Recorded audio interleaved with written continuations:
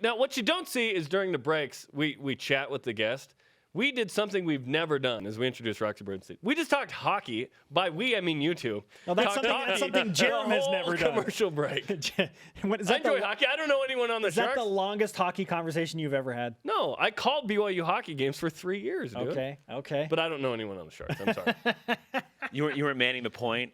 You weren't anchoring the power play. Yeah, I liked a good. I like me a good odd man rush though. I really do. There you go. See? Good hockey term. Good hockey term. Woo!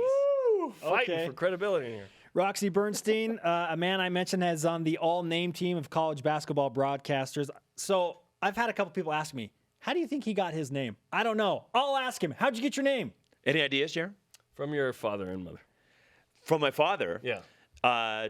This is actually a true story. I got the nickname before I was born, and it just stuck. My mom was like 6 or 7 months pregnant with me. She gets up in the middle of the night to go to the bathroom. And my dad kind of leans over, half asleep, goes, "Hey, Roxy, where are you going?" My mom's like, "Who's Roxy?" That probably got really weird. But my dad, luckily, Roxy was my dad's golf caddy. And my dad was a pretty good amateur golfer, maybe could have gone professional, but Roxy was his caddy, so he was, I don't know, dreaming about the putt he missed on 14, and he was blaming Roxy for it. So I got named after the caddy who gave my dad bad advice on a putt on 14. That's awesome. I'm so happy I asked that question now. Yeah. What's it like for you on a game day like this where it is a later tip? Got to find ways to monopolize my time. No, I'm starting a stretch tonight where I got 4 games in 5 nights.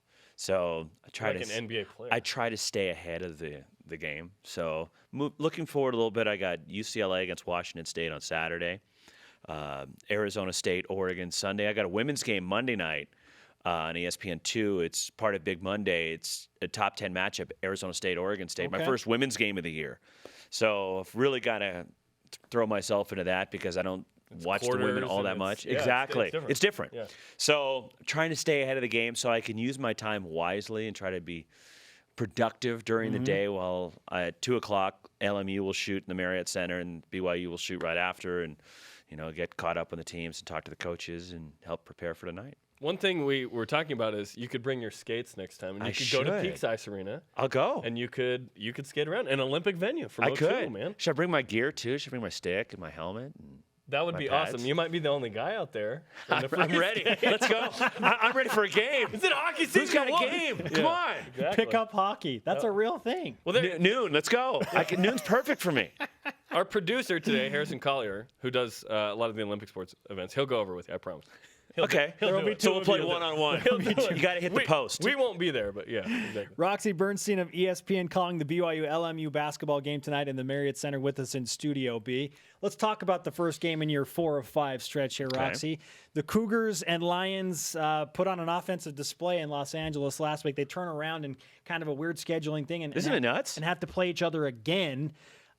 So how much will that factor into the way these two teams kind of match up tonight, given they played a week ago? Well, it certainly helped the players in familiarity and scouting reports. Yeah, I know it. We had last week. Yeah, Fisher can shoot it. Yeah, Collinsworth, he does everything. Jacko's awesome. Yeah, that's the thing. So the scouting report will be fresh in everybody's mind. And LMU's a team that seems they've gotten better as the season's gone on. They've won 3 out of 4 coming in this game tonight, but it's awfully tough coming on the road and playing here. And it's going to be an interesting game just because of that fact, what you guys mentioned, that, hey, a week ago they were playing at Gersten Pavilion in L.A., and now here they are. Can Collinsworth get another triple-double tonight? Why not? He had one last Thursday. Let's do it again. Yeah. And you had one, I believe, earlier this season as well. Yeah, I had the Santa Clara game. The Santa Clara game. So where he had that triple-double. That was the one moment that stood out to me. And it wasn't that one. Is when he had the steal and was going in for a breakaway, and he's looking for somebody to drop it off to because everybody in the building knew what was going on, and he was looking for an assist, and there was nobody running with him, so he had to go in and dunk it. He's like, fine, I'll just dunk it. Corbin Kafosi, lagging behind. I was at that game in L.A., and I was impressed by LMU. Their ability to shoot the ball was impressive. In that first half, I think shooting high 60s. They were 80% at one point. Yeah, 81%. BYU ends up executing down the stretch there, but what is it about that matchup that maybe lended itself to a closer game than maybe BYU thought on the road last week? I just think it's so tough to win on the road in this league. I think the league is pretty good, and maybe it doesn't have the dominant team like Gonzaga was last year, but there's more depth and balance to the league that I see this year because a team like Pacific, for example, was expected to be awful, especially with what they're going through off the floor. They're 4-5 in league play. Yeah. And they hung with Gonzaga for about 30, 35 minutes until the Zags pulled away last Saturday. That's why I think, okay, well, why is the team struggling? It's hard to win on the road in this league. And if you can come away with road wins, that's like gold. And that's why the BYU win at Gonzaga is so big. BYU played a stretch of 9 road games, or at least 9 away from the Marriott Center in 11. 3 of those were neutral.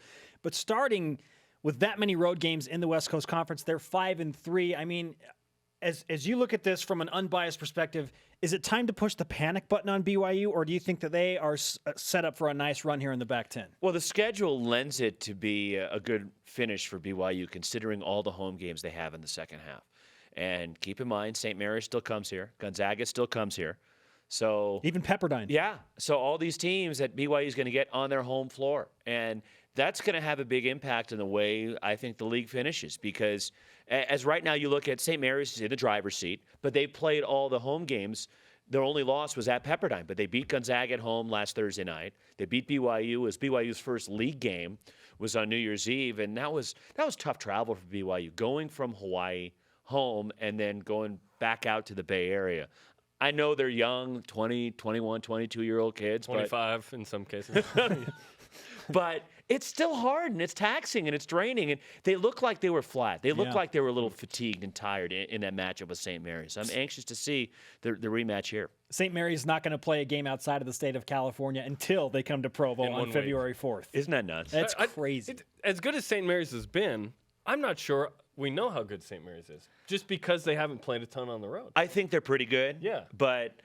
And their 2 losses are by combined 7 points. They lost at Pepperdine in a close game, and we know Pepperdine's a much improved team this year. Undefeated at home. With Stacey Davis playing great, Lamont Murray Jr. is playing well for them. BYU knows that all too well. And they lost at Cal in a close game where they were down big, came back. Frankly, I think they should have won the game. Jabari Bird for Cal made 2 brilliant plays in the final couple minutes that lifted Cal to the win. But Randy Bennett made some great adjustments, and Cal didn't have an answer for it. But it's crazy how he's rebuilt the St. Mary's team so quickly, considering he lost all 5 starters, 80% of his scoring from a year ago, and they're better than they were. That's a year so ago. weird. Makes no sense. It doesn't, but then no again, sense. maybe it does because sometimes it could be addition by subtraction. Right. You'd think that, yeah, exactly. And St. Mary's has been impressed. Right now, he's coach of the year, clearly. We'll see how they play. We still got down a the ways stretch. to go. And Right. there's still the second half. They still got to go to the kennel. They still got to come here. The beginning of the second half for BYU and many of the teams in the conference. But you look at the league. I don't see 3 getting in from the West Coast Conference this year. What do you think? Because right now, St. Mary's Gonzaga look like they're in. BYU going to have to fight their way in. It's going to be tough to get 3. When you look around college basketball and you see there's a lot more parity and balance, not just in WCC, but look at the Pac-12, for example. In the Pac-12, in Joe Lunardi's latest bracketology, he's got 8 Pac-12 teams with 2 others right on the verge of being in. That goes to show you how deep the Pac-12 Basically the whole conference. It is, other than Washington State and, one other team not getting in. But I think just by sheer numbers, it could be hard to get a 3rd team in. And we'll see how things play out. Definitely the conference tournament champion's going to go. And after that, we'll see how it plays out and who wins that. Okay, let's say if St. Mary's wins it, where's BYU and Gonzaga? Or if BYU wins it, where's St. Mary's and Gonzaga? And I think that's where we're going to have to wait and find out because it doesn't appear there's that marquee non-conference win for the league this year. Gonzaga had some games where they had opportunities, lost at home to Arizona and UCLA. Okay, they beat Tennessee, which is a nice win. And you look at BYU, yes, they played a challenging schedule when you look at the teams that they played, but where is that marquee non-conference win right now? It's at Gonzaga, and that's obviously in conference. But which is a huge win. But do people kind of frown upon it because Gonzaga isn't Gonzaga this year? Because they've now lost 3 home games for the first time in over 20 years? Yeah. It feels that way, that win is lessened. And the weird and thing it shouldn't. And if BYU beats Gonzaga at home, now they've almost hurt their road win in an odd way, right? It's bizarre because, for example, that team up the road, that's afraid to – never mind. Roxy went there. Yep, I'll applaud that. Roxy is always But they have welcome the here. win over Duke. right? And that all of a sudden, day by day, looks like a worse loss because Duke keeps losing. Yeah, they've lost like 4 in a row. That's what you need, these teams that you beat and played to keep winning, and that helps your RPI. It's weird how this formula is really, at the end of the day, what people will look to and break down if the team's getting in the tournament or not. BYU 68 in the RPI right now. They have 10 games remaining in the regular season. We've talked about who they have coming to the Marriott Center. Our Twitter question today, Roxy, is in the back 10 of the regular season, what do you think BYU's record will be? 7 at home, 3 on the road. Those road games are Santa Clara, San Diego, and San Francisco. So out of the 10, if I have to pick a number, I'm going to go be on the aggressive side. I think BYU can go 9-1. Okay. We both said 8-2. You said 8-2. I'm going 9-1. I think that obviously the difficult games will be Gonzaga and St. Mary's here. And Pepperdine has proven to be a tough That's matchup. true. For whatever, it's That's just a bad true. matchup for BYU. Yeah, but you're also at home. And I think that carries a lot of weight Certainly. because we're seeing how difficult it is to play on the road.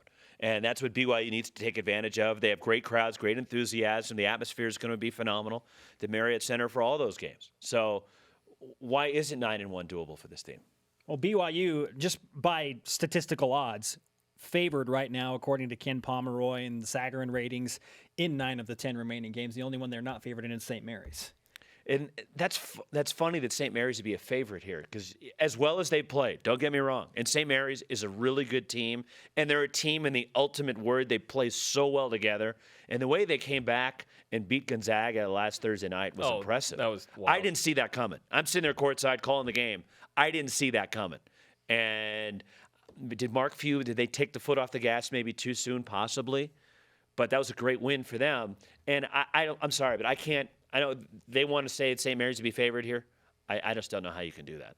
Just considering what home court means and how good BYU is here. And St. Mary's a good team, Yeah. but how can you put them as a favorite on the road in this building? I don't get it. Well, even Anson Winder told us earlier this week, and he played last year for BYU. He said he chalked up St. Mary's. He's like, I feel more confident against St. Mary's than I do BYU against Pepperdine. BYU fans don't like Pepperdine right now. Why? They won 4 because they won 4 What's or 5. wrong with Malibu? Oh no, trust me. There's nothing wrong with Malibu. It's not about liking per se. It's about the matchup is tough. Okay. Yeah, because BYU lost that game last. Yeah, in the but Marriott Center. again, it was on the but They lost a home game last year. that's too. true. Yeah, That's yeah. true. But it's a Nothing. different Trust year. me, Malibu. Yeah, I was hanging out over the weekend there. Nothing wrong with Malibu. Now, do you actually know. did you actually get to stay in Malibu? That's my question. I didn't stay in See, Malibu, we no. we don't Yeah. get to stay there either. Yeah. They don't let us. Not everyone's hanging They out at don't, bust Reggie. you in. they don't let the riffraff hang around for too long. Yeah, Reggie Miller's condo was not available. Apparently. Yeah. Roxy, great to have you, man. See you guys tonight. Looking forward to it. All Thanks right, for we're having looking me. forward to the call. Roxy Bernstein with us in Studio B, ESPN play-by-play specialist.